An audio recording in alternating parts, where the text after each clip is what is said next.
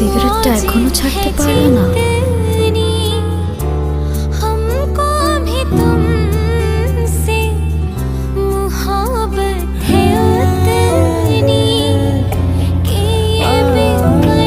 পুরনো অভ্যাস কি করে ছেড়ে দিই বলো? যে অভ্যাসগুলোর মধ্যে কি আমিও আছি? কোনো সন্দেহ আছে? পুরনো সব কিছু ধরে রাখা ঠিক না, এতে কষ্ট বাড়ে। ধরে আর রাখতে পারলাম কই বলো? ক্লান্ত? না। তুমি ঘুমাও, আমি তোমার মাথায় হাত বুলিয়ে দিই। চাইলেও এখন আর ঘুমাতে পারি না। কেন? কিছু প্রশ্ন সারাক্ষণ মাথার মধ্যে ঘুরতে থাকে।